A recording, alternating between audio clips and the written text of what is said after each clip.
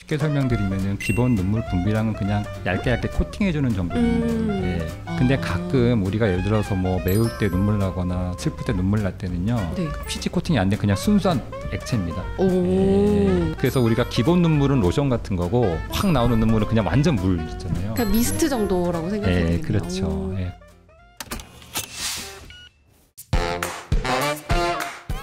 내과, 외과, 마취과, 비뇨기과, 신경과, 정형외과, 이비인후과, 피부과, 감염내과, 오늘은 안과까지 건강에 대해 물어봐 주세요. 건물주 시간입니다.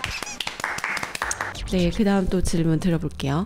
눈물이 많은데 이게 안구건조증일 수도 있나요? 안과에서 성형한 의사들이 또 그쪽도 전문인데요. 쉽게 설명드리면은 기본 눈물 분비량은 그냥 얇게 코팅해주는 정도 눈물. 예. 그리고 그게 절대 많이 나오진 않아요. 근데 가끔 우리가 예를 들어서 뭐 매울 때 눈물 나거나 슬플 때 눈물 날 때는요, 네. 그때는 이제 눈물이 과도하게 나오죠. 근데 그거는 얘네들이 모아놨다 그냥 한 번에 쥐어 짜는 거예요. 그냥 계속 못 만듭니다.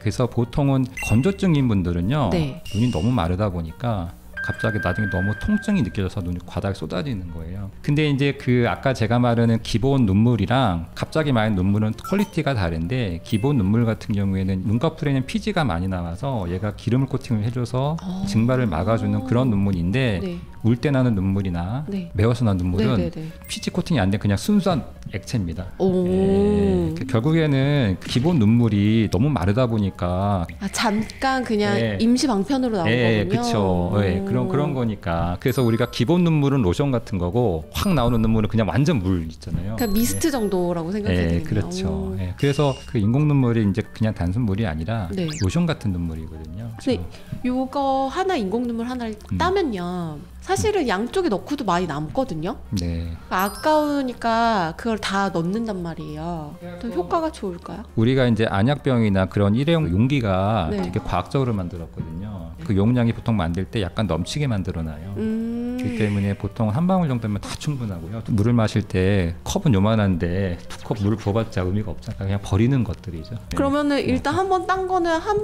방울씩 넣고 버려요? 그게 솔직히 안 버려도 되지 않습니까? 그렇죠. 근데 그게 무보존재 인공 눈물이라는 개념이 네. 뭐냐면은, 보통 무보존재라는 거는 보통 2-3일 이상 지났을 경우에 또 공기로도 박테리아가 들어오니까 오염이 되기 시작하는데, 하루 정도 같은 경우에는 뭐 공기 박테리아가 뭐 엄청나게 번식은 안 하거든요. 근데 그런 경우는 있어요. 예를 들어서 이 넣다가 끝에 입구가 피부에 묻잖아요. 피부에 상재에 있는 균이 바로 들어가 버리거든요. 그러면은 그냥 피부에 닿았다고 하면 버리는 게 나은데, 네네. 예, 좀 남으시면 네. 뭐 오피셜한 건 아니지만 네. 좀 그날은 좀 쓰시면 됩니다. 그리고 또 그 많이 물어보시는 게 병에 있는 인공 눈물 쓸까 물어보시는데, 결국 우리가 그냥 심플한 개념으로 많이 쓰는 것들은 보존제가 없는 거를 써야 됩니다. 왜냐면 보존제를 너무 많이 쓰면 눈에 보존제 자체로 문제가 생기거든요. 그건 정말 내가 많이 안 건조해서 안 쓰는 분들 그거 써도 되니까 일반적으로는 무보존제가 좋습니다. 혹시 이런 일회용 무보존제 인공 눈물을 렌즈 같은 걸 낀 상태에서 넣어도 되나요? 맞아요. 되게 중요한 질문입니다. 많이 물어본 질문인데, 우리 소프트 렌즈라는 것 자체가 네. 본인이 소프트해지려고 주변에 물을 빨아들여야 되거든요. 그러다 보니까 건조증이 있는 분들이 소프트 렌즈 끼면은 처음에는 괜찮겠지만 시간이 지나면은 본인의 눈물을 자꾸 뺏겨요. 네. 그 상태에서 인공 눈물을 써야 되는데, 보존제가 있는 옛날 바틀형 눈물은 보존제가 계속 이렇게 침착이 되고 보존제가 렌즈에 자꾸 묻거든요. 이럴 때는 당연히 보존제 없는 거 쓰는 게 좋죠. 보존제 없는 거. 예. 이분 질문은 거울을 보는데 눈동자 색이 점점 탁해지는 것 같습니다. 진짜 눈이 탁해질 수도 있나요? 네, 맞습니다. 그 질문도 많이 하시는데, 그게 탁해진다는 게 어떤 질환일 수도 있지만 네. 일반적인 변화일 수도 있거든요. 그래서 우리가 보통 탁해졌을 때 의사들이 어디를 보냐면은 흰자가 있고 네. 갈색 홍차가 있고 네. 중심부에 까만 동자가 있지 않습니까? 네네네. 그걸 다 나눠서 생각을 해야 되는데, 보통 이제 흰자 쪽이 침착이 되는 거는 거기도 멜라닌 세포들이 원래 있어요. 근데 이제 살다 보면은 결국 자외선 노출이 되고 그러다 보면은 멜라닌 세포들이 색소를 만들기 시작하니까 약간 브라운 쪽 이렇게 약간 그렇게 됩니다. 예. 그래서 보통 흰색이 약간 베이지에서 이렇게 가는 거는 병적이라고 보기는 어렵고, 네. 까만 동자, 네. 까만 동자가 하얗다. 백내장이 진행하면 거기에 약간 혼탁해지면서 그렇게 비칠 수도 있거든요. 만약에 주변에 뭐 어르신이 있는데 눈동자가 약간 하얗다, 동자가, 그러면은 백내장이 꽤 온 겁니다. 그런 경우는 이제 병원에 가시라고 하는 거고 그래서 백내장은 근데 어차피 우리나라는 뭐그 맹장수술만큼 많이 하기 때문에 그냥 하면 되는데 신생아들 중에 동공이 하얀 아이들이 드물지만 있거든요. 저 최근에 기사 한번 봤어요. 그 기사에서는 그 아이가 이제 암이었는데. 그쵸.